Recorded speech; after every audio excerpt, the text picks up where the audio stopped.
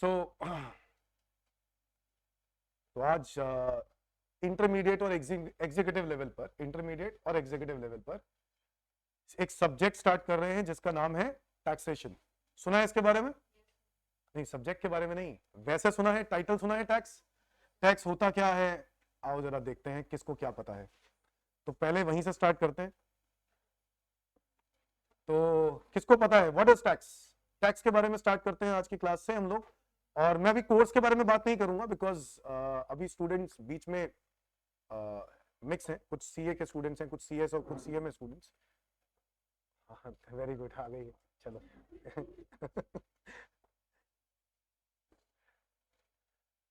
तो बताओ टैक्स क्या होता है दोस्तों। हम लोग टैक्स के बारे में कर रहे हैं। देखो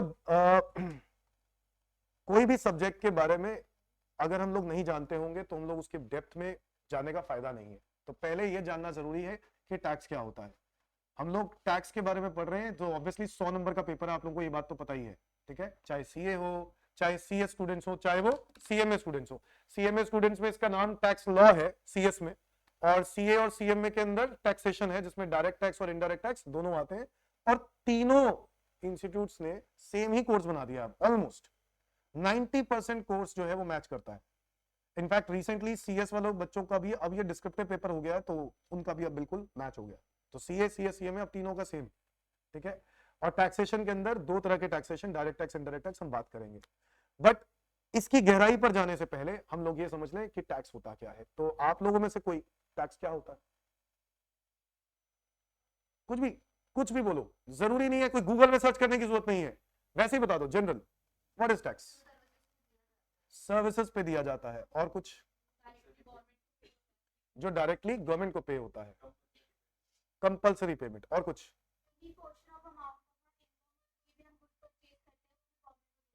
गुड परचेज करते हैं, गवर्नमेंट को देना पड़ता है। Portion of good.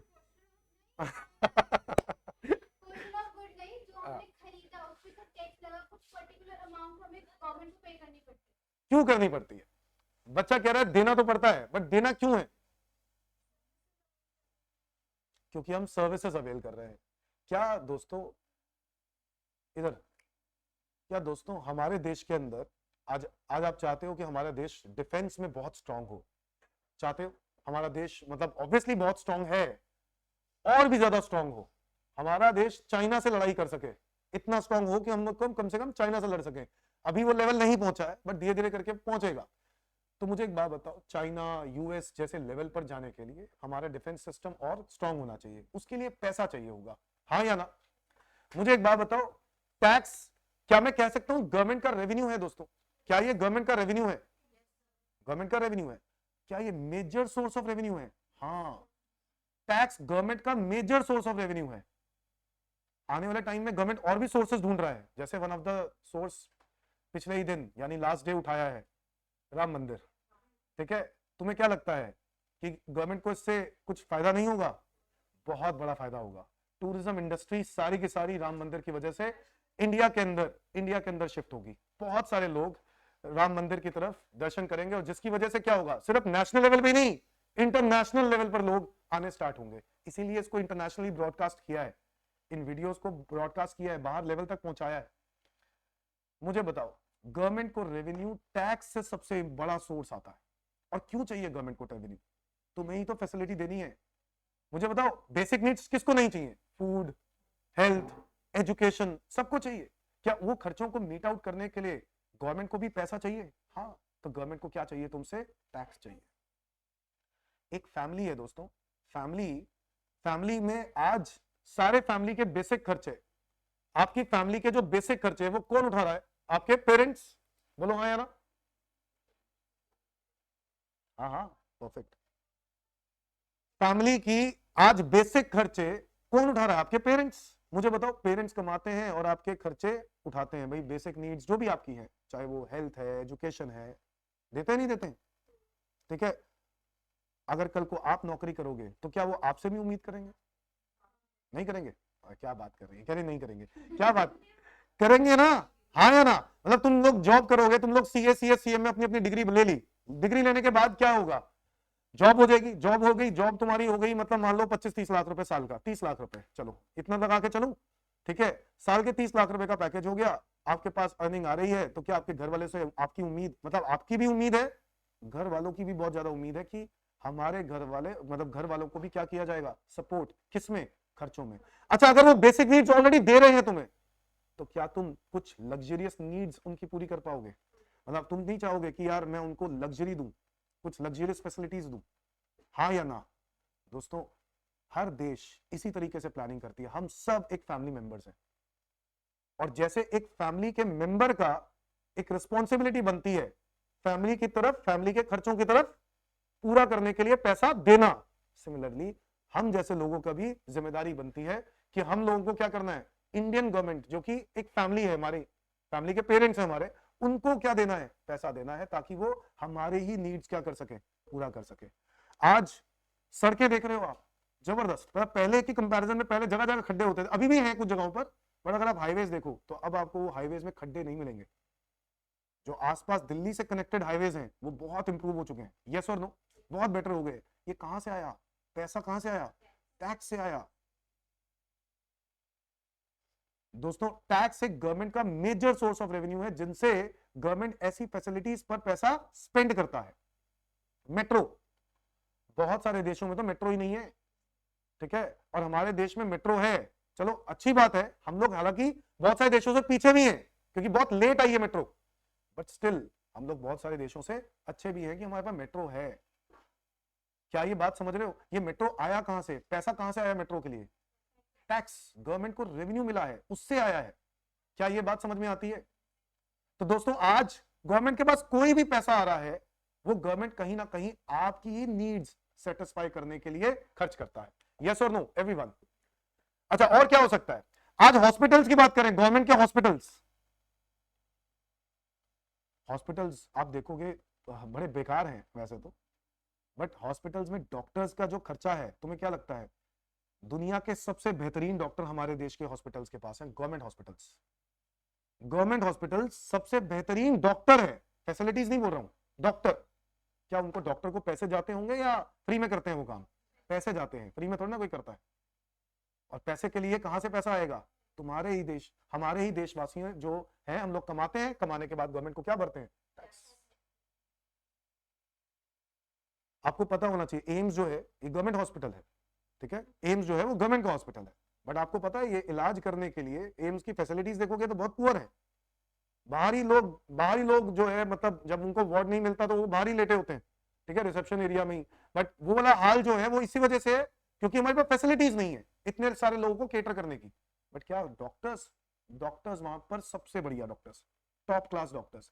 Amitabh Bachchan या बहुत सारे सेलिब्रिटीज भी यहाँ पर अपना इलाज कराने के लिए आते हैं, क्योंकि कुछ इलाज उनके वहां पर प्राइवेट हॉस्पिटल्स में भी नहीं होते। सर, ऐसे बात करें एजुकेशन की, क्या गवर्नमेंट स्कूल्स में, अगर गवर्नमेंट स्कूल्स, आप में से बहुत सारे बच्चे गवर्नमेंट स्कूल से भी पढ़े हैं, तो गवर्नमेंट स्कूल्स में फैसिलिटीज अच्छी हैं? नहीं। बट क्या गवर्नमेंट स्कूल्स में टीचर्स की सैलरी पता है कितनी है? प्राइवेट स्कूल से कम 3 से 4 गुना।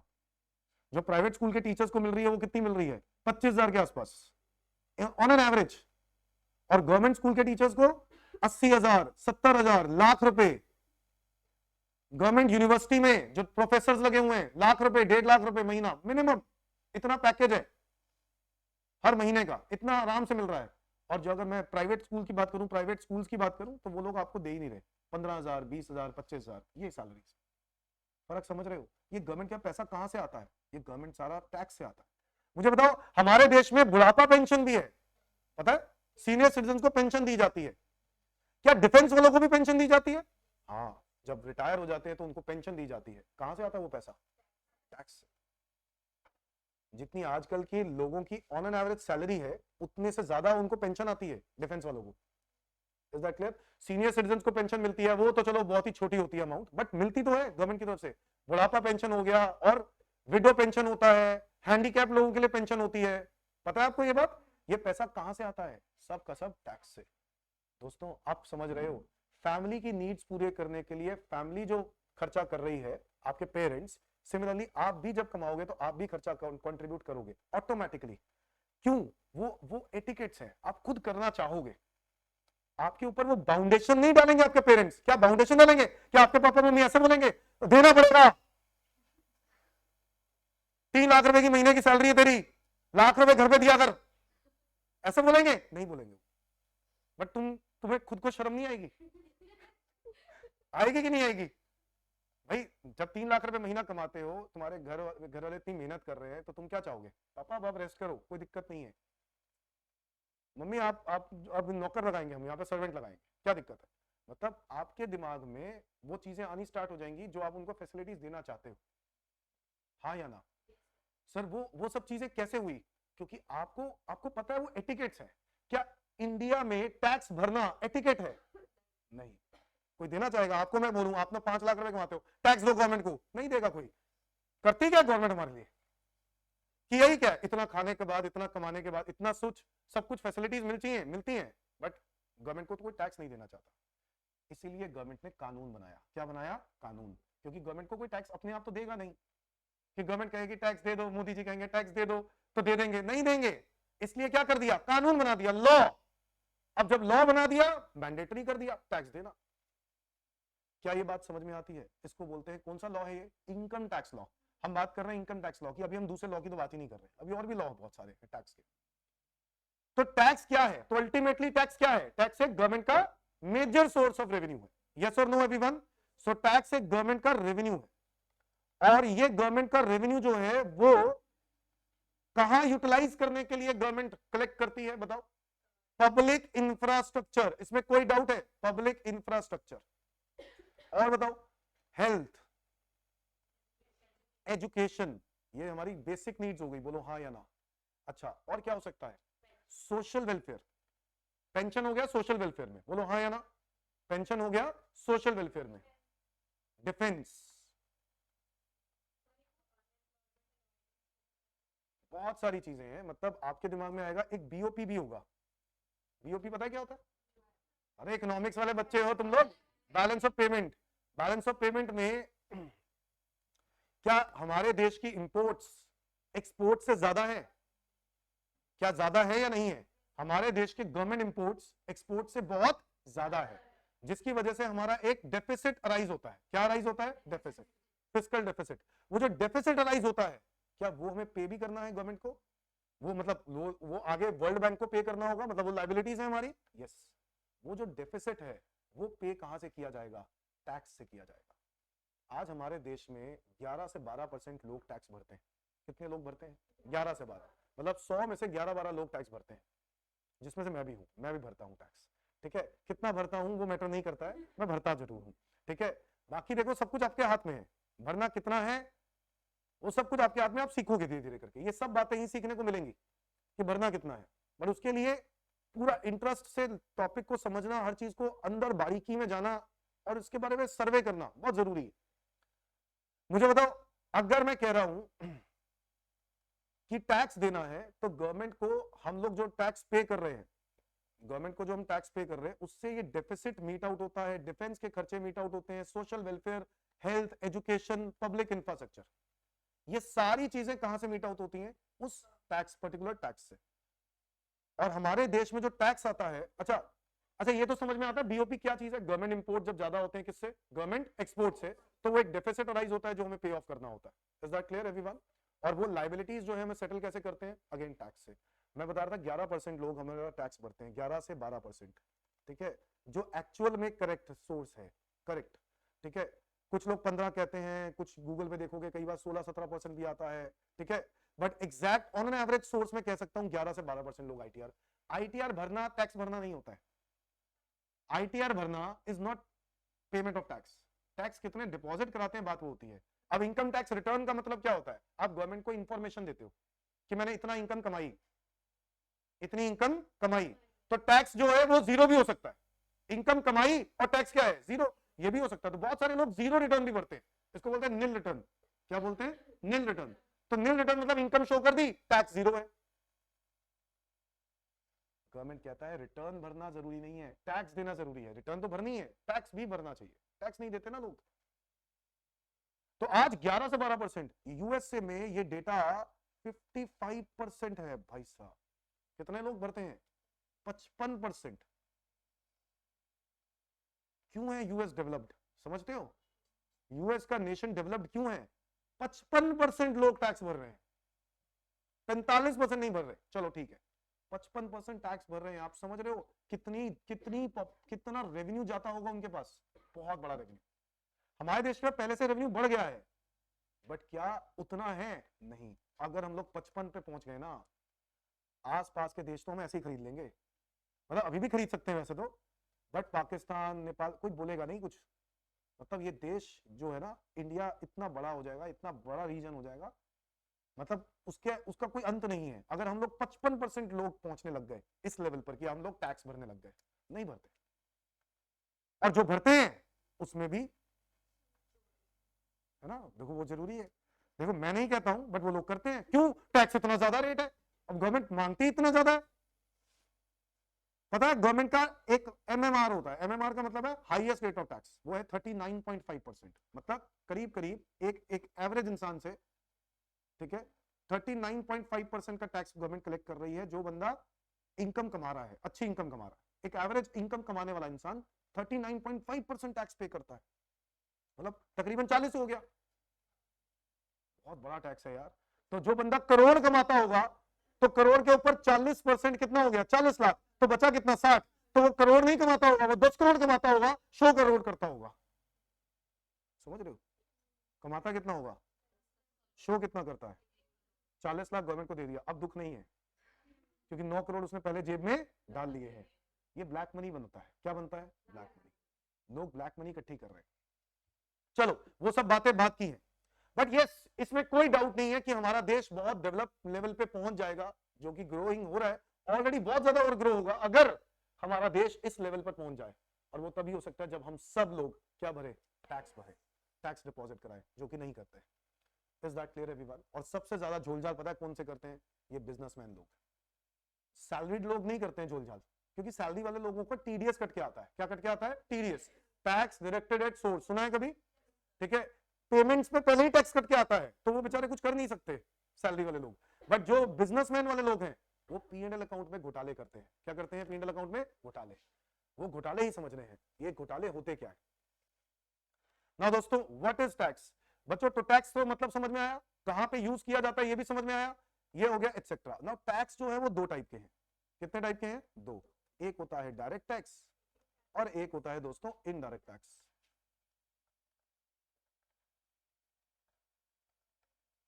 ये आप लोग लिख लोगे तो ज्यादा बढ़िया रहेगा, लिख लोगे तो ज्यादा बढ़िया रहेगा, क्योंकि अगली क्लास में फिर और आगे बढ़ते जाएंगे धीरे धीरे करके, स्टेप बाय स्टेप। और ये जो क्वेश्चन है, ये 4 नंबर का आपके एग्जाम में आ चुका है। सीएस में तो एमसीक्यूज में आया था, ठीक है, 4 नंबर का नहीं, तब 1 नंबर का आया था जब एमसीक्यूज में आया था, डीटी और आईडीटी का डिफरेंस, एक नंबर का। और सीए इंटर के अंदर ये 4 नंबर का आया हुआ है। सीए में इंटर में भी करीब 2-2, 3-3 नंबर के 2-3 बार क्वेश्चन आ चुके हैं। ये DT versus IDT, direct tax और इनडायरेक्ट टैक्स होता है, मतलब इतना बड़ा डिफरेंस। पहला क्वेश्चन से ही शुरुआत कर रहे हैं जो आपके एग्जाम में आ चुका। क्या बात है, बोलो क्या बात है ना? What is tax? तो टैक्स में डायरेक्ट टैक्स और indirect tax. Is that clear? Now direct tax क्या है? पता तो है ही है, तुम्हें पढ़ा होगा तुमने। हाँ, ये तो एग्जांपल हो गए। मतलब क्या है? मतलब जिसका बर्डन शिफ्ट नहीं कर सकते, मतलब जो कमाएगा वो भरेगा। मतलब अगर मैं आज पैसा कमा रहा हूं तो क्या मेरा टैक्स भरोगे? भर दो प्लीज, भर दो, मैं रिक्वेस्ट कर रहा हूं प्लीज। कोई भरेगा? नहीं भरेगा। कहोगे पहले इनकम दो, टैक्स हम भर देते हैं, है कि नहीं? तो इनकम मेरी, तो आप क्या बोलोगे? कमा आप रहे हो, टैक्स आप भरोगे। हाँ कि ना? बोलो यस और नो एवरीवन। कमाएगा जो वही भरेगा ना टैक्स। तो डायरेक्ट टैक्स का मतलब बहुत सिंपल है कि बर्डन शिफ्ट नहीं किया जा सकता, उसी के ऊपर बर्डन होगा, उसी के ऊपर बर्डन होगा जो कमा रहा है, जो अर्न कर रहा है। Is that clear to everyone? जबकि इनडायरेक्ट टैक्स में ऐसा नहीं होता। इनडायरेक्ट टैक्स में दोस्तों हम क्या करते हैं? टैक्स का बर्डन शिफ्ट करते हैं। किसके ऊपर? दूसरी पार्टी पर। और क्यों करते हैं उसका भी लॉजिक देता हूं, ध्यान से सुनना। डायरेक्ट टैक्स क्या है? Where where tax burden where tax burden cannot be shifted।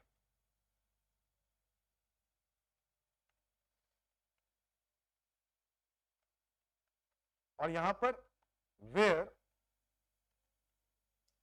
tax burden can be shifted. मुझे बताओ बच्चों, आप लोगों ने सुना है इनकम टैक्स जो कमाएगा वही भरेगा इनकम टैक्स, बोलो हाँ या ना भाई, इनकम जो कमाएगा वही भरेगा टैक्स। मैं कमा रहा हूं इनकम तो मैं तुमसे टैक्स मांग ही नहीं सकता हूं, मेरे को खुद ही देना पड़ेगा, सिंपल लॉजिक है। बट इनडायरेक्ट टैक्स में ऐसा नहीं होता है। एक दुकानदार अपना जीएसटी का बर्डन किस पे शिफ्ट करता है? तुम पे शिफ्ट करता है। गवर्नमेंट मांगता किससे है? दुकानदार से, बट वो बर्डन किस पे शिफ्ट करता है? तुम पर। क्यों करता है? ये देखो, मुझे एक बात बताओ,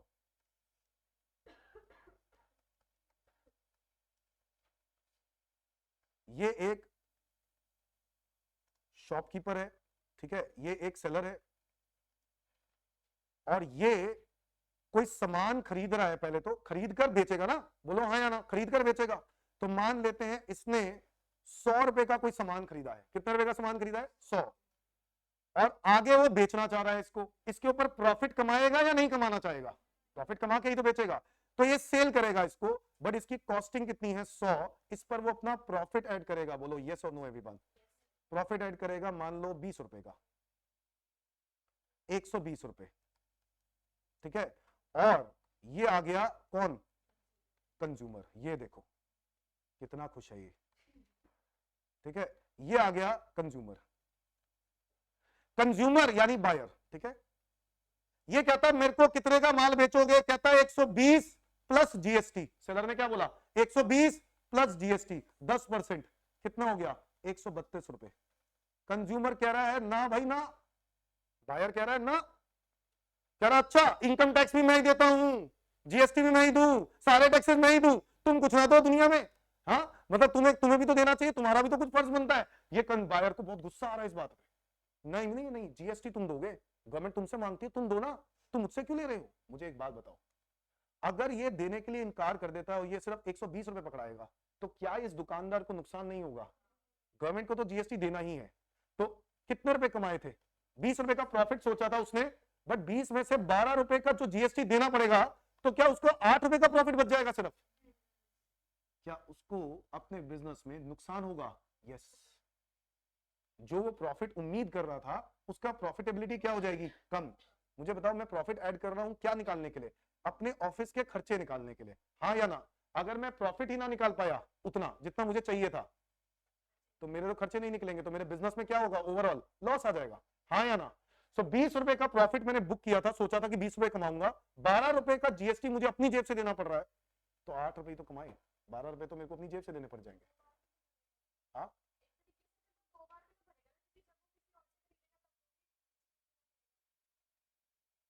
जो ये सेलर,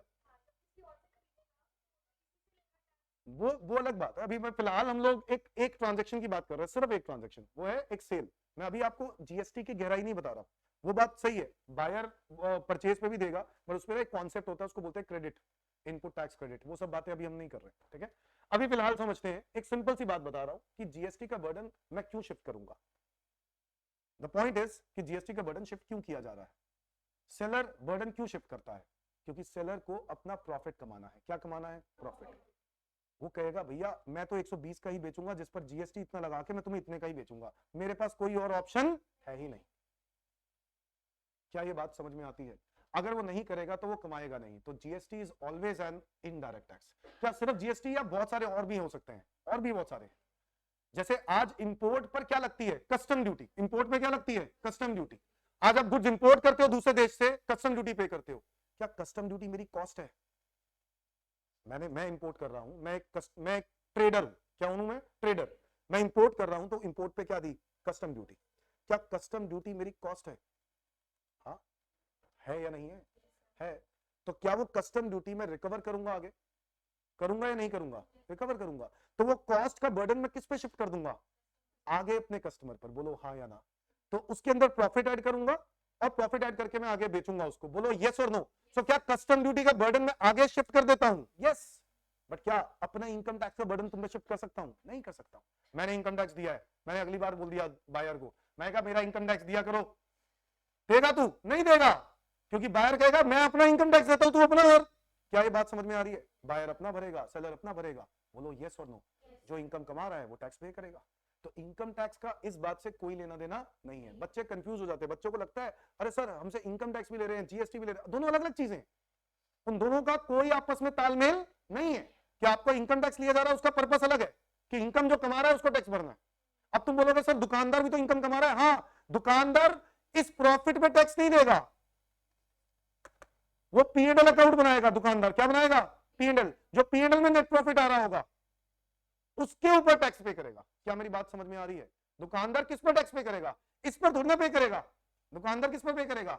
इस प्रॉफिट पे पे करेगा जो नेट प्रॉफिट आ रहा होगा पीएनएल अकाउंट में, और उसमें बहुत सारी सेल्स भी आ रही होंगी, बहुत सारे परचेजेस भी आ रहे होंगे, और सारे ऑफिस के क्या आ रहे होंगे? खर्चे आ रहे होंगे। बोलो यस और नो एवरीवन। और कुछ अदर इनकम्स भी आ रही होंगी। कुछ इस तरीके से ही दुकानदार करता होगा। यस, तो दुकानदार अपनी बिजनेस की इनकम निकालता है, इस तरीके से कैलकुलेट करता है पीएनएल अकाउंट जो आप अकाउंट्स में पढ़ते हो। उस प्रॉफिट पे दुकानदार गवर्नमेंट को क्या पे करता है? टैक्स। वो बात और है कि इसके अंदर बहुत सारी एडजस्टमेंट्स होती हैं as per income tax act, वो बातें हम समझेंगे। अभी फिलहाल हमारा वो ऑब्जेक्टिव नहीं है। अभी समझना ये है कि there is one income tax and other is indirect taxes. तो income tax is direct tax जिसका बर्डन हम शिफ्ट नहीं कर सकते, और इनडायरेक्ट टैक्स का बर्डन हम, तो कस्टम ड्यूटी का बर्डन शिफ्ट कर सकते हैं। बोलो यस और नो एवरीवन। जीएसटी का बर्डन शिफ्ट कर सकते हैं। ठीक है जी, तो आप लोगों को समझ में आया हम क्यों बर्डन शिफ्ट कर रहे हैं, वो इंपॉर्टेंट है। अब यहां देखो, डायरेक्ट टैक्स को और गहराई पर देखते हैं। It indirectly affect the price of commodity. ध्यान से समझना, बताओ एवरीवन, इकोनॉमिक्स चाहिए इसके लिए, इकोनॉमिक्स आती है आप लोगों को तो अच्छे से। It indirectly affects the price of commodity. मुझे बताओ कैसे? डीटी से, डायरेक्ट टैक्स से, यानी इनकम टैक्स से कमोडिटी के प्राइस पर कैसे इंपैक्ट आ रहा है? यस, बिल्कुल सही। तो क्या? परचेजिंग पावर इंपैक्ट हो रही है। क्या इंपैक्ट हो रही है दोस्तों? Purchasing power. तो आज अगर इनकम टैक्स बढ़ गया तो आपका परचेजिंग पावर क्या हो जाएगा? कम हो जाएगा। बोलो यस और नो एवरीवन। और अगर परचेजिंग पावर कम हो गई तो डिमांड किन गुड्स की? नेसेसिटी गुड्स की। नेसेसिटी गुड्स की तो डिमांड कम ही नहीं होती। क्या पढ़ते हो? लग्जरी गुड्स की और नॉर्मल गुड्स की। नॉर्मल लग्जरी गुड्स की डिमांड क्या हो जाएगी? कम। क्या हो जाएगी या नहीं? अच्छा, सप्लाई तो कांस्टेंट रहती है। जब हम लोग कोई भी डिमांड सप्लाई की प्राइसेस की बात करते हैं तो हम लोग क्या मान के चलते हैं? Assuming supply is always constant. तो डिमांड क्या हो रही है? कम। अगर डिमांड कम है, सप्लाई उतनी ही चल रही है, तो सप्लाई और डिमांड को मीट करने के लिए मुझे क्या करना पड़ेगा? प्राइसेस को कम करना पड़ेगा, सो दैट डिमांड क्या हो जाए? अप, और डिमांड और सप्लाई एक जगह पे जाके मीट कर जाए, जिसको हम लोग इक्विलिब्रियम पॉइंट बोलते हैं। यस और नो एवरीवन। सो बताओ, इनकम टैक्स बढ़ जाए तो परचेजिंग पावर क्या होगी? कम। डिमांड क्या होगी? कम। और प्राइसेस क्या किए जा सकते हैं? कम। प्राइसेस कम करूंगा तो क्या होगा?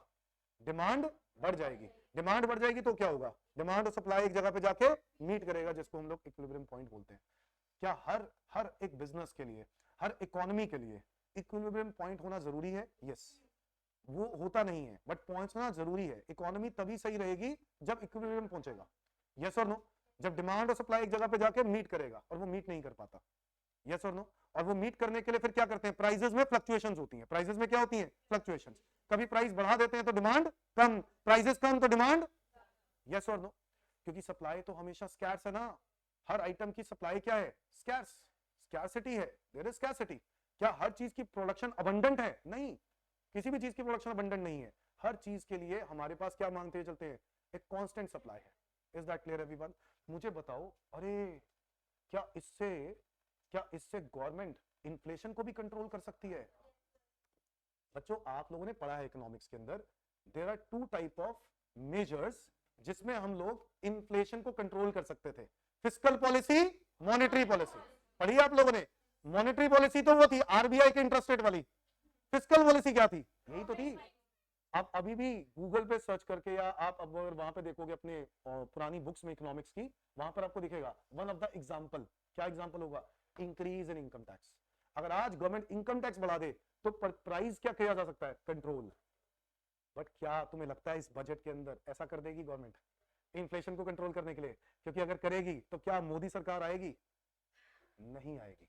फिर कौन आएगा? राहुल गांधी ही आएगा, और कोई ऑप्शन नहीं होगा। बोलो हाँ या ना? मेरे को बताओ यार, इनकम टैक्स गवर्नमेंट ने बढ़ा दिया, 30% था 40 कर दिया, अब से 40% हो गए, तो तुम क्या करोगे? भाई साहब, इसको वोट नहीं दूंगा अगली बार। नहीं? बोलो हाँ या ना? इनकम टैक्स बढ़ाना कौन चाहता है यार अपना? इनकम टैक्स सब कम चाहते हैं, ये तो बढ़ाई जा रहा है, तो इनकम टैक्स बढ़ गया तो प्राइसेस, तो इन्फ्लेशन तो कंट्रोल हो जाएगा, क्योंकि आपकी डिमांड, अननेसेसरी डिमांड क्या हो जाएंगी, कम, डिमांड कम होंगी तो प्राइसेस डिक्रीज होंगे। अब प्राइसेस तो रुक गए, बट ऐसे करने से आपको वोट नहीं मिलेगा। तो कभी भी कोई भी गवर्नमेंट इन्फ्लेशन कंट्रोल करने के लिए फिस्कल पॉलिसी नहीं लेती, क्या यूज करती है, मॉनेटरी पॉलिसी यूज करती है। क्या यूज करती है, मॉनेटरी पॉलिसी। आपने देखा होगा इन्फ्लेशन को कंट्रोल करने के लिए आरबीआई कितनी सारी रूल्स निकालता रहता है, कभी इंटरेस्ट रेट महंगे कर देता है ना, कभी इंटरेस्ट रेट में कुछ चेंजेस करता रहता है। तो वो क्या करता है, कभी एसएलआर बढ़ा रहा है, कभी कोई सीआरआर बढ़ा रहा है, कभी कुछ ना कुछ रेशियो बढ़ाता रहता है। बोलो यस और नो एवरीवन। वो क्या पर्पस है, इन्फ्लेशन को कंट्रोल करना। तो हमारे देश में क्या, पूरी दुनिया में जितने भी इन्फ्लेशन को कंट्रोल करने के लिए काम चलते हैं वो सब मॉनेटरी पॉलिसीज के बेसिस पे चलते हैं। किसके बेसिस पे चलते हैं, मॉनेटरी पॉलिसी। समझ गए मेरी बात। अच्छा बताओ, इसका उल्टा भी हो सकता है। यस, अगर डिक्रीज इन इनकम टैक्स हो जाए तो क्या आपकी परचेजिंग पावर बढ़ जाएगी, तो क्या आपकी डिमांड भी बढ़ जाएगी। भाई लग्जरी गुड्स पहले एक खरीदना चाहते थे, जब आपके पास पैसे ज्यादा बचे होंगे तो क्या ज्यादा डिमांड करोगे। यस, तो ज्यादा डिमांड करोगे तो प्राइसेस क्या होंगे, बढ़ेंगे। बताओ कैसे, भाई सप्लाई तो कांस्टेंट है ना, तो अगर डिमांड बढ़ती गई तो प्राइसेस बढ़ाने पड़ेंगे, सो दैट डिमांड कम हो जाए। There is a inverse relationship between price and demand, not demand and price. अगर डिमांड की वजह से प्राइस का रिएक्शन पूछ रहे हो तो वो नहीं, वो डिपेंड करेगा सप्लाई के बेसिस पर। किस पे डिपेंड करेगा, अगर डिमांड बढ़ रही है तो, और सप्लाई कम है, तो कंट्रोल करने के लिए क्या करना होगा, प्राइसेस को बढ़ाना पड़ेगा। यार अगर मैं कहूं दुनिया में इकलौता ये पेन है और कोई पेन नहीं है, तो डिमांड बहुत है बट सप्लाई अगर एक ही है, तो प्राइसेस क्या होंगे इसके, बहुत होंगे, बहुत ज्यादा होंगे। बोलो यस और नो एवरीवन। तो it indirectly affect the price of commodity. तो क्या ये इनडायरेक्टली अफेक्ट कर रहा है, यस इनडायरेक्टली करता है। बट अगर मैं जीएसटी की बात करूं तो वो तो डायरेक्टली इंपैक्ट करता है, हाँ या ना। जीएसटी तो डायरेक्टली इंपैक्ट करता है। जीएसटी का रेट बढ़ गया तो क्या प्राइसेस बढ़ जाएंगे, यस और नो। जीएसटी घट गया तो प्राइसेस घट जाएंगे, yes. So it directly affect the price of commodity.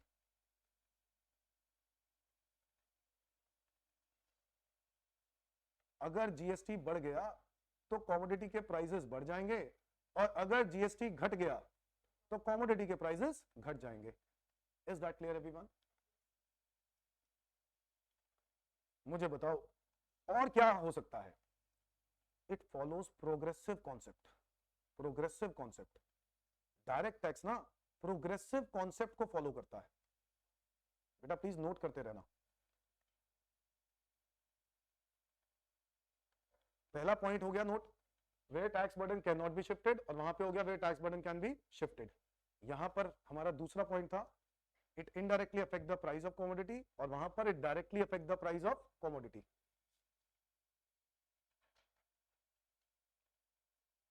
मुझे बताओ इट फॉलोज प्रोग्रेसिव कॉन्सेप्ट का मतलब। बिल्कुल सिंपल, प्रोग्रेस, जो जितना ज्यादा अमीर होगा वो उतना ही ज्यादा गवर्नमेंट को क्या पे करेगा, टैक्स। बताओ यार सिंपल सी बात है, मुकेश अंबानी जितना टैक्स पे करता होगा क्या मैं भी उतना पे कर रहा हूं, नहीं।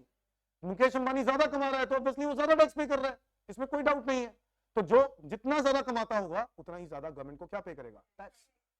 इनकम ज्यादा तो टैक्स भी ज्यादा, और इनकम कम तो टैक्स भी कम। इसको बोलते हैं प्रोग्रेसिव कॉन्सेप्ट। क्या बोलते हैं, प्रोग्रेसिव कॉन्सेप्ट। बट क्या इनडायरेक्ट टैक्स में भी ऐसा ही होता है, नहीं। बोलो, it does not follows progressive concept. Actually progressive का ऑपोजिट होता है रिग्रेसिव। अब क्या होता है, बुक्स में आसान भाषा में रिग्रेसिव तो लिख दिया जाता है, आप लोग रिग्रेसिव लिख लो, बट बहुत सारे लोग और इंक्लूडिंग मी, मैं भी इस कॉन्सेप्ट से, रिग्रेसिव कॉन्सेप्ट को मैं नहीं मानता। इसका रीजन ये है, रिग्रेसिव का मतलब हो गया इनकम बढ़ने से आपका टैक्स कम हो रहा है। आप अगर अमीर हो तो आपका टैक्स कम हो रहा है, इनकम बढ़ने से टैक्स बढ़ रहा है, ये प्रोग्रेसिव है। तो रिग्रेसिव क्या होगा, इनकम बढ़ने से टैक्स कम हो रहा है, टैक्स कम हो रहा है। एक मुझे बात बताओ, एक दुकानदार है जो पेन बेच रहा है, क्या बेच रहा है, पेन, 20 रुपए का पेन है, ठीक है। एक आलीशान गाड़ी से कोई बंदा आता है, बीएमडब्ल्यू कार से उतरता है सामने, और आता है और स्टेशनरी वाले से पूछता है कि मेरे को पेन चाहिए। उसने देखा भाई साहब ये तो बहुत बड़ी गाड़ी में आया है और बहुत अमीर इंसान लग रहा है, तो उसने 20 रुपए का पेन देखकर उसको क्या बोल दिया, 2000। क्या ऐसा होता है? ऐसा ही होता है? कह रही है सर।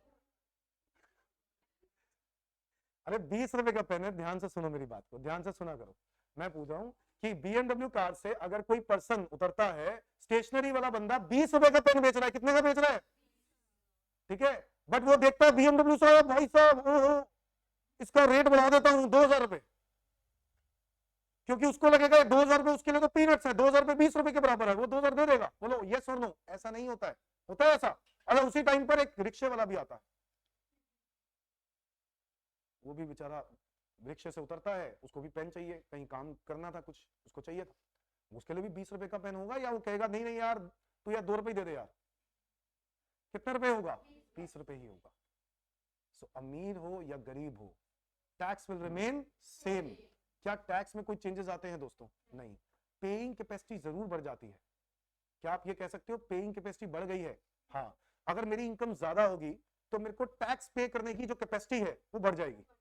मेरी इनकम कम है तो मेरे लिए वो टैक्स पे करने की कैपेसिटी कम होगी। यस और नो? और इनफैक्ट मुझे ऐसा लगेगा यार ये तो बहुत ज्यादा टैक्स है।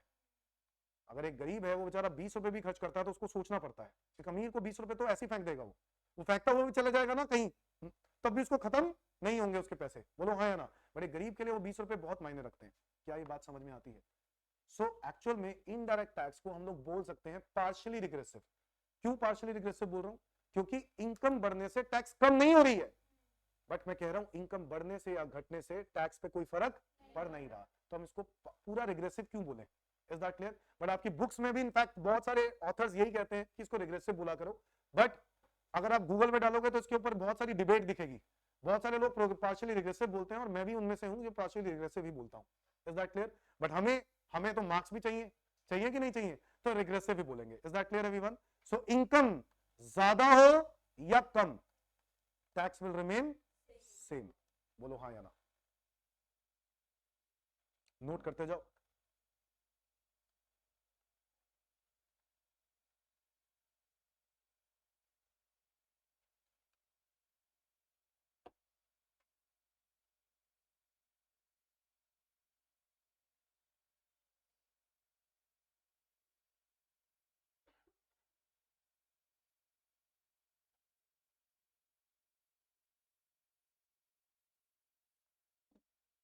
डन? नोट किया सबने? पॉइंट नंबर 4, पॉइंट नंबर 4 बच्चों इधर एवरीवन, डायरेक्ट टैक्स को मैनेज करने के लिए गवर्नमेंट ने कोई अथॉरिटी बनानी जरूरी थी, या फिर गवर्नमेंट कहता है मोदी जी ही सारा संभाल लेंगे? हाँ, मैं मतलब तुम्हें लगता है मोदी जी से पूछा जाएगा सेक्शन नंबर 6 में क्या लिखा है, या उनको पता है सेक्शन नंबर 13 या 15 में क्या लिखा है, इसमें कैसे चेंजेस करें? नहीं, मोदी जी को नहीं पता होगा। तो कोई ऐसी अथॉरिटी होनी जरूरी है जो रहेगी मोदी जी के अंडर ही, बट कहने का मतलब है कि वो एक सेपरेट अथॉरिटी होगी। यस और नो एवरीवन? उसका नाम रखा गया central board of direct taxes. क्या रखा गया? Central board of direct taxes. So write down central board of direct taxes. ये जितनी भी बातें हैं ना, ये सब अब आप लोग दिमाग में डालना स्टार्ट कर लो। अब आप बड़े बच्चे हो गए, आप चुन्नू मुन्नू नहीं हो, ठीक है? तो अब आपको जो है ये सब बातें पता होनी चाहिए। सीबीडीटी ये वो अथॉरिटी है जो डायरेक्ट टैक्सेस को क्या करती है? मैनेज करती है। शॉर्ट में इसको सीबीडीटी बोलते हैं। अच्छा, इनडायरेक्ट टैक्सेस के लिए भी कोई अलग अथॉरिटी होनी चाहिए या इसी में डाल दें? अलग होनी चाहिए। तो गवर्नमेंट ने एक अलग अथॉरिटी बनाई, central board of indirect taxes and customs. Indirect taxes and customs, और इसकी फुल फॉर्म शॉर्ट फॉर्म डाली है सीबीआईसी।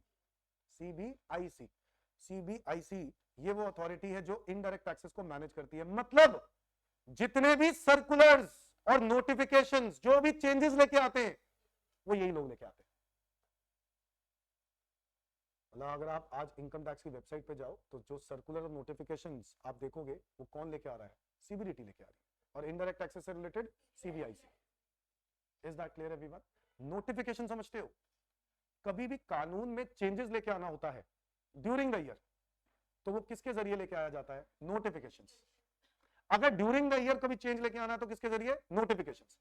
क्या कानून में चेंजेस फाइनेंस एक्ट के थ्रू भी लेके आया जा सकता है? यस, उसको बोलते हैं बजट। क्या बोलते हैं? बजट। आपको पता है बजट आने वाला है, तो ये फाइनेंस एक्ट होता है। क्या होता है ये? Finance act.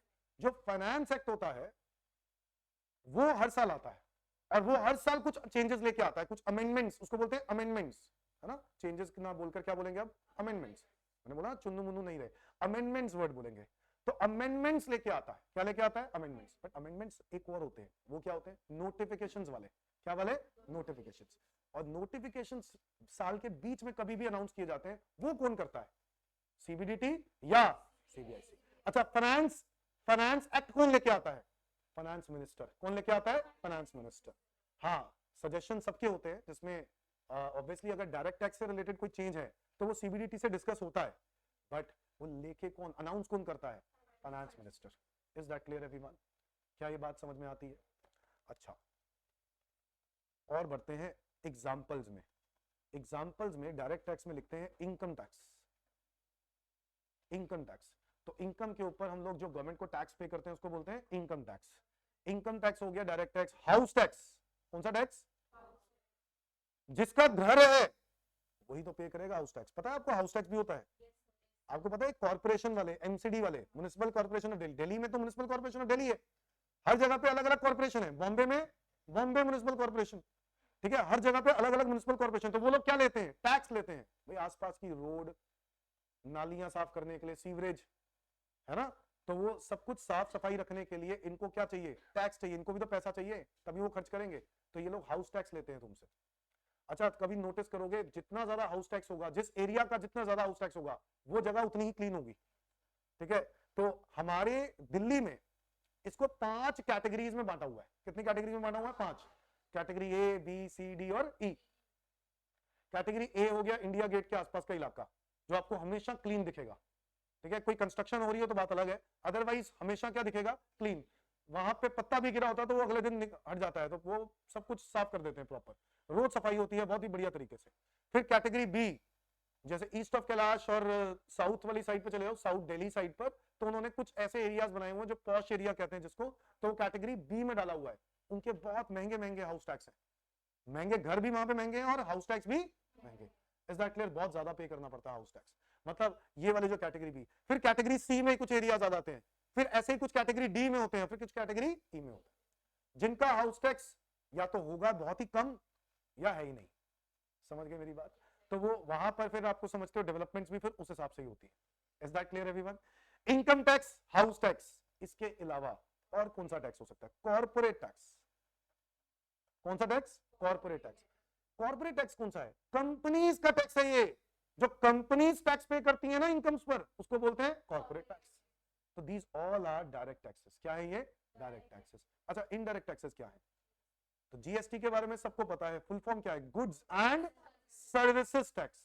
एक बार एग्जाम में क्वेश्चन आया जीएसटी की फुल फॉर्म के बारे में, भाई तुम लोग हैरान हो रहे होगे, जीएसटी की फुल फॉर्म, ये भी कोई क्वेश्चन है? ये पहला क्वेश्चन था जब जीएसटी नया नया आया था ना, तो सीएस वाले बच्चों को पहला क्वेश्चन पूछा गया, मतलब जब भी पेपर हुआ अगला सीएस एग्जीक्यूटिव में, तो वही पूछ लिया, फुल फॉर्म ऑफ जीएसटी। और भाई साहब बहुत सारे बच्चों ने उसमें वो आया कि उसमें बच्चों ने वो भी गलत बताया, फुल फॉर्म ऑफ जीएसटी, क्योंकि बच्चा जीएसटी जीएसटी याद कर रहा था। जीएसटी की फुल फॉर्म है गुड्स एंड सर्विसेज टैक्स। अच्छा, और क्या फुल फॉर्म हो सकती है? Good and service tax. अब ये एक जैसा लग रहा है बट फर्क है। गुड्स का मतलब है एक गुड नहीं है, बहुत सारे गुड्स। सर्विसेज का मतलब है एक सर्विस नहीं है, बहुत सारी services. Is that clear everyone? तो गुड्स एंड सर्विसेज टैक्स। अच्छा, और बताओ कस्टम ड्यूटी। क्या मैंने अभी अभी थोड़ा देर पहले आपको कस्टम ड्यूटी के बारे में बताया था? यस। तो custom duty is also an indirect tax. मुझे बताओ दोस्तों, वैट का नाम सुना है? ये टैक्स होता था, सुनो मेरी बात, अभी क्या बोले? होता था, इसका मर्डर हो गया, हाफ मर्डर हो गया कह सकते हो। क्या हो गया? हाफ मर्डर, ठीक है। हाफ मर्डर, चाकू चूकू लग गया 10 जगह पे, ठीक है, वो ऐसे गिरा पड़ा है अधमुआ, ठीक है। और एक्चुअल में वो शायद हमेशा के लिए ऐसा रहे। उसका रीजन है कि वैट जो है वो कंप्लीटली आउट नहीं हुआ। वैसे जीएसटी आने पर यही बात की गई थी, वैट को क्या कर देंगे? बंद, क्योंकि VAT was a replace, GST was a replacement of VAT. तो वैट जब आया, वैट जब था, तो उसकी रिप्लेसमेंट किसने ले ली? जीएसटी ने, तो वैट खत्म। बट दोस्तों वैट आज भी जिंदा है दो प्रोडक्ट्स पर। किन प्रोडक्ट्स पर? दो प्रोडक्ट्स हैं जिन पर वैट जिंदा है। याद रखना है, ये एग्जामिनेशन क्वेश्चन है। वैट कौन से प्रोडक्ट्स पर जिंदा है?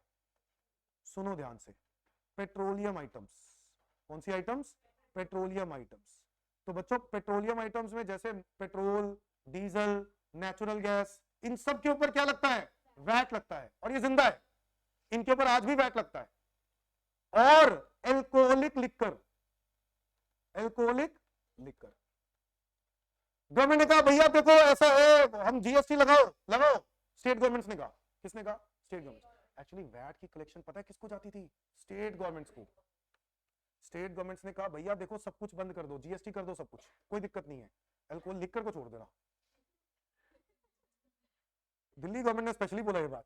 दिल्ली, पंजाब, बिहार, अब तो चलो बिहार वो कहते हैं कि खत्म हो गया, यूपी, ठीक है, बहुत सारे लोगों ने बोला कि बंद हो गया ये सब। गुजरात ने बोला ड्राई स्टेट हो गई, ठीक है। बट आपको तो पता ही, मूवीज में आप देखते ही हो कि जहां ड्राई स्टेट होती है वहां पे हो क्या रहा है? वहां ब्लैक मनी बन रही है।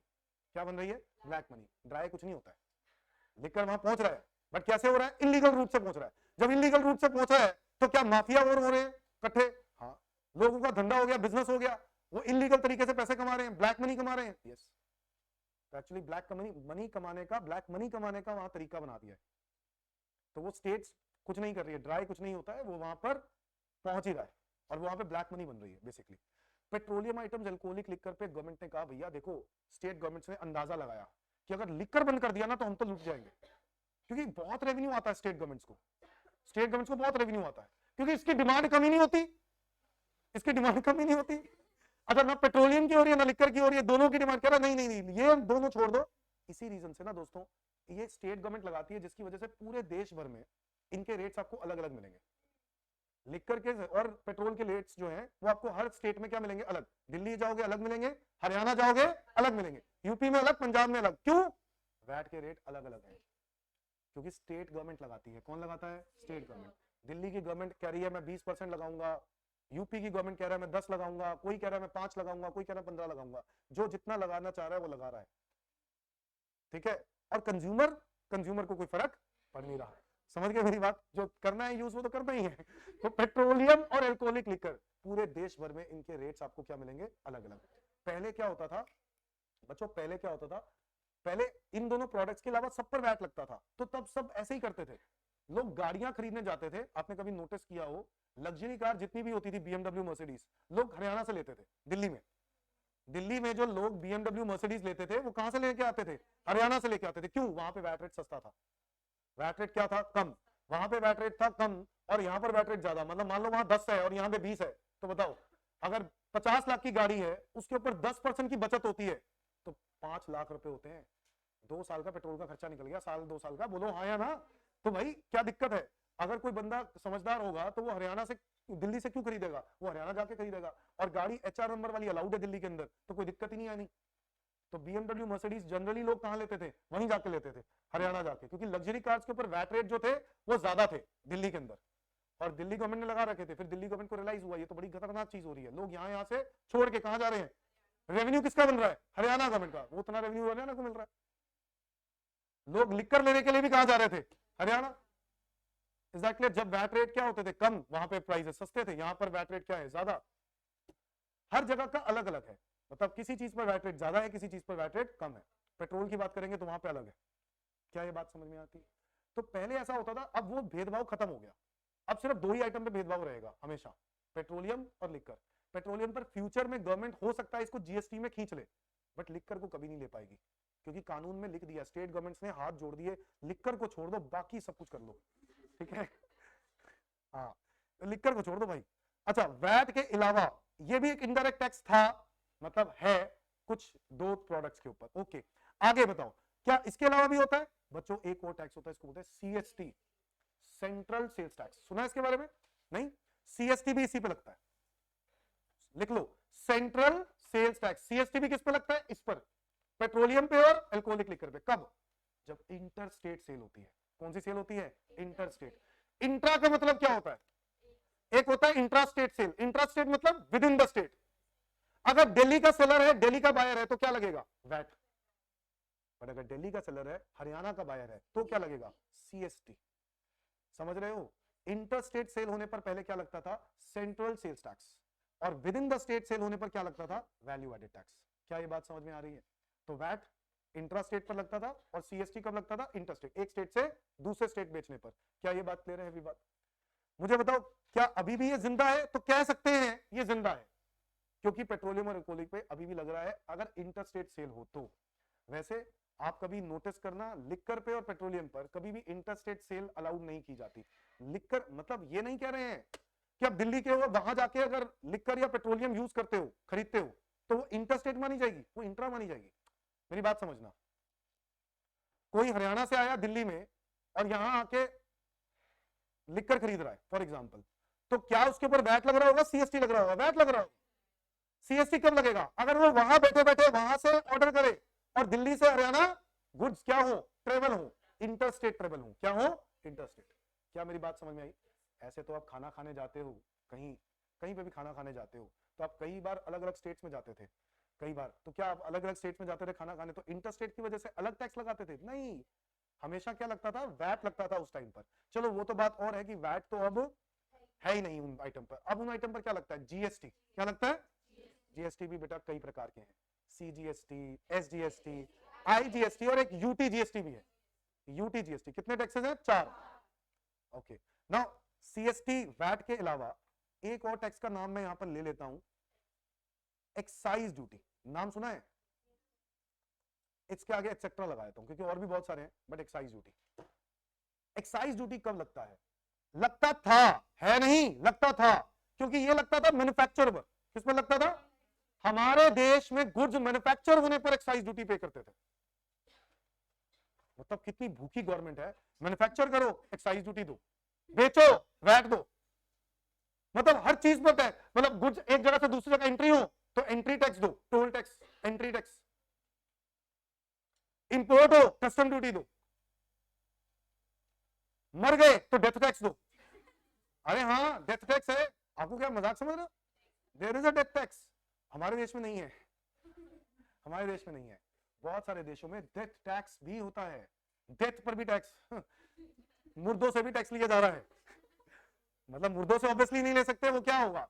जो उसके घर वाले हैं वो लोग टैक्स पे करेंगे। क्यों? जहां पे लैंड की कमी है वो देश क्या करते हैं? भैया लैंड तो है नहीं, कहां गाड़ेंगे तेरे को, हैं? तो वहां पर क्या लेते हैं? डेथ टैक्स लेते हैं। मजाक नहीं है, सच्चाई है। क्यों लेते हैं वो डेथ टैक्स?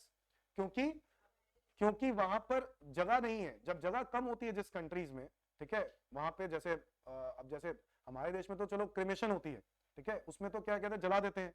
तब वहां पे कोई वो वाला सिस्टम नहीं है ना कि मतलब दफनाने वाला सिस्टम नहीं है। बट बहुत सारे देशों में तो दफनाने वाला सिस्टम है।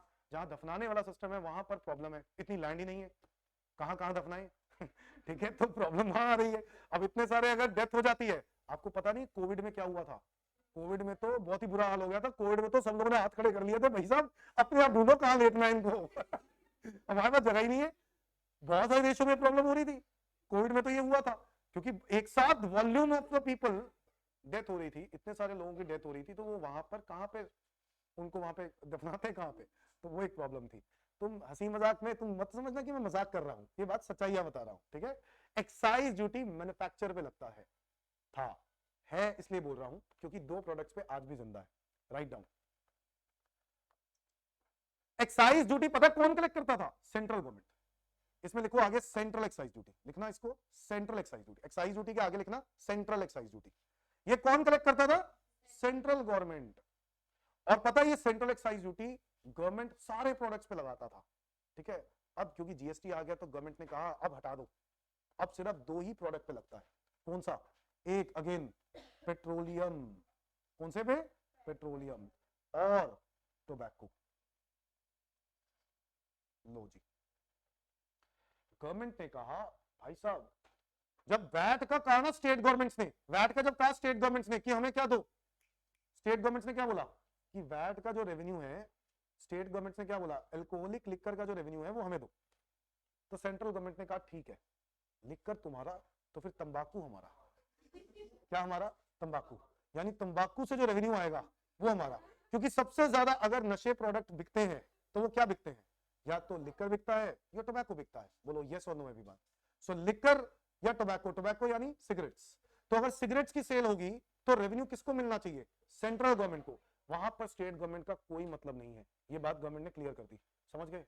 तो सेंट्रल गवर्नमेंट ने कहा ये फिर हमारा है, ठीक है, मिल बैठ के खाएंगे भाई भाई, ठीक है, थोड़ा सा तू खा थोड़ा सा हम खाएंगे। तो स्टेट गवर्नमेंट को लिकर दे दिया और टोबैको का रेवेन्यू सारा किसको जाता है, सेंट्रल गवर्नमेंट को। ये कब लगता है, मैन्युफैक्चर करने पर, किस पे लगता है, मैन्युफैक्चर। तो आज अगर इन प्रोडक्ट्स को मैन्युफैक्चर किया जाता है तो क्या पे करना होता है, एक्साइज ड्यूटी। इन दो प्रोडक्ट्स पर एक्साइज ड्यूटी है। तो तुम्हारे दिमाग में आ रहा होगा सर पेट्रोल पे दोनों है, हाँ, पेट्रोल पहले मैन्युफैक्चर हुआ है फिर बिका है ना, तो पहले मैन्युफैक्चर होगा तो क्या लगेगा, एक्साइज ड्यूटी, उसके बाद बेचने पर क्या लगेगा, वैट। क्या मेरी बात समझ में आई। सो मैन्युफैक्चरर से एक्साइज ड्यूटी कलेक्ट किया, बेचने पर क्या लगा, वैट, तो दोनों टैक्सेस है इसके अंदर। क्या ये बात क्लियर होती है। सो इनडायरेक्ट टैक्सेस, ये सारे इनडायरेक्ट टैक्सेस है, इसका मतलब है ये सारा बर्डन किस पे डाला जाता था, हम जैसे कंज्यूमर्स पे डाला जाता था, हम पे ही बर्डन शिफ्ट करते थे। बर्डन क्या होता था, शिफ्टिंग होती थी। क्या ये बात समझ में आती है। सो डायरेक्ट टैक्स और इनडायरेक्ट टैक्स में, डायरेक्ट टैक्स क्या है, where tax burden can not be shifted, और इनडायरेक्ट टैक्स क्या है, जहां पे tax burden can be shifted. Direct tax क्या है, इट फॉलोज प्रोग्रेसिव कॉन्सेप्ट और it does not follow progressive, इसका मतलब है रिग्रेसिव। अच्छा, वहां पर डायरेक्ट टैक्स इनडायरेक्टली अफेक्ट करता है प्राइस ऑफ कमोडिटी और इनडायरेक्ट टैक्स डायरेक्टली अफेक्ट करता है प्राइस ऑफ कमोडिटी। अच्छा, डायरेक्ट टैक्स सीबीडीटी है मैनेज करने के लिए और इनडायरेक्ट टैक्स सीबीआईसी है मैनेज करने के लिए। डायरेक्ट टैक्स में examples income tax, house tax और कॉर्पोरेट टैक्स ले सकते हो। वेल्थ टैक्स, गिफ्ट टैक्स खत्म हो चुके हैं, there is no gift tax, gift tax is now income tax, और वेल्थ टैक्स जो है वो फिनिश हो चुका है, अबॉलिश हो चुका है। तो अगर आप लोगों ने कहीं पुराने एग्जांपल्स में पढ़ा हो इकोनॉमिक्स की बुक्स में तो वो गलत है, ठीक है, वो खत्म है। तो अब यहां पर इनडायरेक्ट टैक्सेस की बात करें तो यस, इनडायरेक्ट टैक्सेस में GST, custom duty, excise duty, VAT, CST, ये सब है। Is that clear everyone. एक छोटा सा टॉपिक और इंट्रोड्यूस करना चाहता हूं, write down heading taxable event, वो इसी से कनेक्टेड है, टैक्सेस से कनेक्टेड है। Write down taxable event, taxable event. Taxable event का मतलब, इवेंट का मतलब क्या हुआ बताओ दोस्तों, एवरीवन, इवेंट का क्या मतलब हुआ, सिचुएशन। इवेंट का क्या मतलब हुआ, सिचुएशन। कौन सी सिचुएशन, टैक्स लगाने वाली सिचुएशन। कोई भी टैक्स लगता होगा वो किस वजह से लगता होगा, किसी इवेंट की वजह से लगता होगा, यस और नो एवरीवन। तो उसको बोलते हैं टैक्सेबल इवेंट। क्या बोलते हैं, टैक्सेबल इवेंट। जब कभी कोई भी टैक्स लगाना होता है वो इवेंट अराइज होता है तब टैक्स लगता है। जब कभी कोई टैक्स लगाना होता है गवर्नमेंट को तो पहले वो इवेंट अराइज होता है फिर वो टैक्स लगता है। फॉर एग्जाम्पल, पहले तो मतलब लिखते हैं, इट मीन्स एन इवेंट और situation which gives rise to tax liability। कहता है ऐसा कोई इवेंट या ऐसी कोई सिचुएशन जिसकी वजह से टैक्स लायबिलिटी अराइज हो रही है उसको हम लोग क्या बोलते हैं, टैक्सेबल इवेंट। फॉर एग्जाम्पल,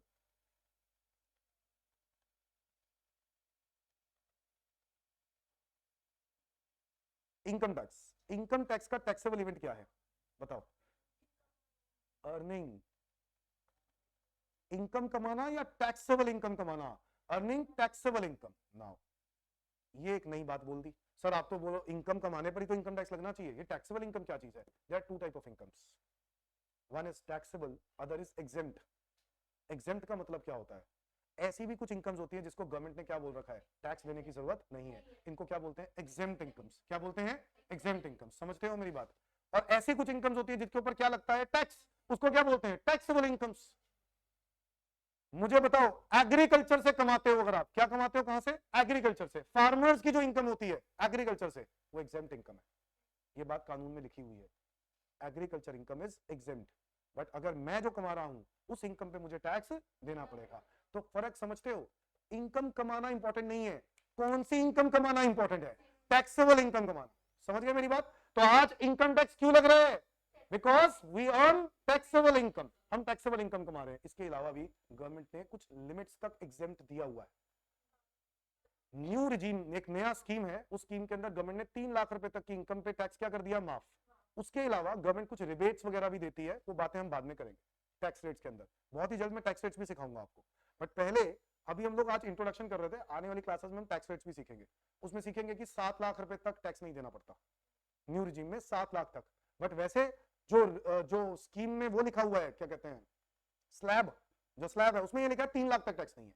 ये 7 लाख तक क्या है वो बात हम वहां पे पढ़ेंगे। Is that clear? मुझे बताओ इनकम टैक्स पे कब करना होता है? जब हम टैक्सेबल इनकम कमाते हैं।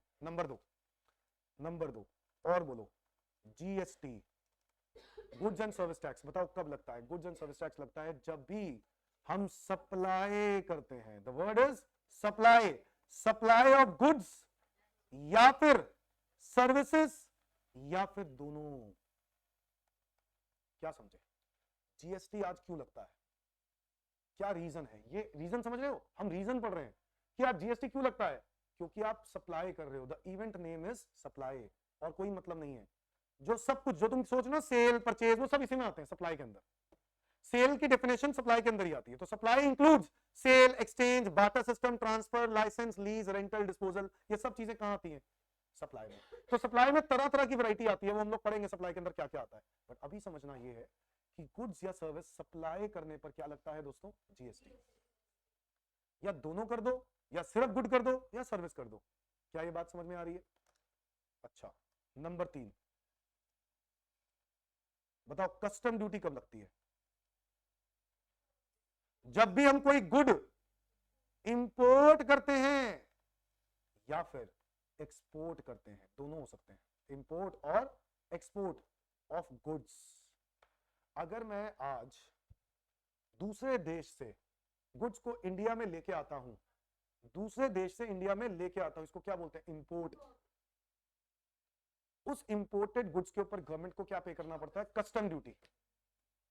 तो क्या मैं कह सकता हूं इंपोर्ट वो इवेंट है जिसकी वजह से ये ड्यूटी लग रही है? हाँ या ना? मतलब ये हुआ है, इस वजह से ऐसा हुआ है, यस और नो? या एक्सपोर्ट, एक्सपोर्ट क्या होता है? जब इंडिया से दूसरे देश में गुड्स को भेजा जाता है, एक्सपोर्ट। क्या एक्सपोर्ट पे भी कस्टम ड्यूटी लगनी चाहिए? लॉजिकली सोचो, नहीं लगनी चाहिए। क्यों लगनी चाहिए? वैसे एक बात बताओ, क्या कस्टम ड्यूटी लगा के एक्सपोर्ट प्राइसेस महंगे नहीं हो जाएंगे? प्राइसेस महंगे हो जाएंगे तो आप अपने देश को डिस्करेज कर रहे हो या इंकरेज कर रहे हो? डिस्करेज कर रहे हो। प्राइसेस महंगे होने चाहिए, सस्ते होने चाहिए? सस्ते होने चाहिए। हमारा देश एक्सपोर्ट पे ड्यूटी नहीं लगाता है, ठीक है, कभी कभार लगाना पड़ता है। कब लगाना पड़ता है? जब ऐसा कोई प्रोडक्ट है जिसकी डिमांड हमारे देश में है, सप्लाई पूरी नहीं हो रही, यहां पे सप्लाई पूरी नहीं हो रही है, डिमांड बहुत है, सप्लाई पूरी नहीं हो रही है, और लोग यहाँ के बिजनेसमैन लोग क्या कर रहे हैं? ज्यादा पैसा कमाने के चक्कर में वो एक्सपोर्ट कर रहे हैं। क्या कर रहे हैं? एक्सपोर्ट। तो हमारे देश को क्या होता है उसमें? नुकसान। ऐसे केस में गवर्नमेंट एक्सपोर्ट पे ड्यूटी लगा देती है। जब एक्सपोर्ट पे ड्यूटी लगा देगी तो क्या होगा? प्राइसेस महंगे हो जाएंगे। प्राइसेस महंगे होंगे तो क्या होगा? जिस कस्टमर के पास गया होगा उसको कुछ सस्ती चीज और कहीं से मिल रही होगी, वो वहां से खरीदना स्टार्ट कर लेगा, और फिर वो क्या होगा? उसको डिस्करेज कर रहे हैं उस प्रोडक्ट को, और वो एक्सपोर्ट जब महंगा होना स्टार्ट हो जाएगा तो आपके प्रोडक्ट की डिमांड क्या हो जाएगी? कम, वापस आ जाएगी। क्या ये बात समझ में आई? तो एक्सपोर्ट पे ड्यूटी लगाई जाती है कंडीशंस पे।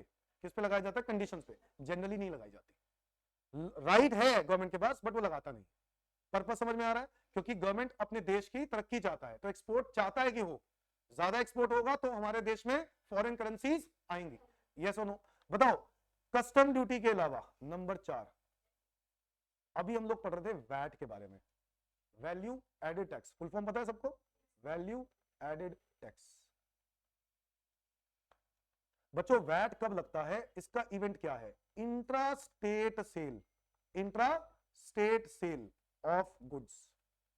इंट्रा का मतलब क्या है? Within the state. क्या ये बात समझ में आती है? विद इन द का मतलब हुआ दिल्ली का सेलर, दिल्ली का बायर, दिल्ली में ही सेल हो गई। कहां सेल हो गई? दिल्ली में। तो मुझे बताओ क्या लगेगा? वैट। ठीक है, तो वैट लगता था, अब तो नहीं है, सिर्फ 2 प्रोडक्ट पे जिंदा है। बताओ कौन कौन से? अल्कोहलिक लिकर और पेट्रोलियम। ये बात याद हो जानी चाहिए, लिकर और पेट्रोलियम। आपको पता है ना, सब बच्चों को एमसीक्यूज भी इंपॉर्टेंट है, एमसीक्यूज भी आएंगे एग्जाम में। सीएस वालों के टैक्स में एमसीक्यूज आएंगे, सीए वालों के, सीएमए वालों के एमसीक्यूज आएंगे। तो एमसीक्यूज सबको आने हैं, तो आप एमसीक्यूज इग्नोर नहीं कर सकते हो। तो एमसीक्यूज में कैसे क्वेश्चन आते हैं? ऐसे ही क्वेश्चन आते हैं। क्या ये बात समझ में आई? अच्छा बताओ, value added tax intra state sale of goods पर। अच्छा, और बताओ, सीएसटी, मैंने बताया था इसका फुल फॉर्म क्या है? Central sales tax. और ये किस कब लगता है? सिचुएशन इंटर स्टेट सेल पर, inter state sale of goods मतलब outside the state, outside the state. दोस्तों एक स्टेट से दूसरे स्टेट में जब भी कभी गुड्स को बेचा जाएगा तो क्या होगा, सीएसटी लगेगा। सेंट्रल गवर्नमेंट लगाती है ये टैक्स, क्यों? क्योंकि दो स्टेट्स इन्वॉल्व है ना, लड़ाई झगड़े ना हो जाए, इसलिए सेंट्रल गवर्नमेंट लगाती थी ये टैक्स। क्योंकि पूरी दुनिया, पूरे इंडिया के अंदर टैक्स का रेट क्या रहता था, सेम, क्योंकि सेंट्रल गवर्नमेंट लगाती थी। भाई सेंट्रल गवर्नमेंट कोई टैक्स लगाएगी तो क्या किसी अलग स्टेट के लिए अलग अलग लगाएगी? नहीं, पूरे देश के लिए एक जैसा लगाएगी। बट स्टेट गवर्नमेंट लगाएगी तो स्टेट गवर्नमेंट तो अपने अपने स्टेट के लिए लॉ बनाएगी ना, उसको इससे कोई फर्क नहीं पड़ता दूसरा स्टेट क्या कर रहा है। बोलो यस और नो एवरीवन। तो सेंट्रल सेल्स टैक्स इसमें सेंट्रल गवर्नमेंट लगाती थी, बट कलेक्ट कौन करता है, स्टेट गवर्नमेंट। ये टैक्स और वैट दोनों ही कलेक्शन कौन करते हैं, स्टेट गवर्नमेंट। ये लगाता कौन है, सेंट्रल, ये लगाता भी स्टेट है। दोनों में फर्क समझ रहे हो? इसलिए इसके नाम क्या क्या सेंट्रल लिखा है, क्योंकि लगाने का काम किसका है, सेंट्रल गवर्नमेंट का। दो स्टेट्स हैं, लड़ाइयां ना हो, डिस्प्यूट्स ना हो, इस वजह से उन्होंने, सेंट्रल गवर्नमेंट ने कहा मैं कानून बनाऊंगा, पूरे देश भर में एक जैसा कानून बना दिया इंटर स्टेट के लिए। हालांकि अब तो यह है नहीं, पता है आज इसकी जगह पे क्या लगता है, आईजीएसटी। क्या लगता है अब? आज इंटर स्टेट करने पर क्या लगता है, आईजीएसटी। कभी कभी अमेजोन से सामान मंगवाया है?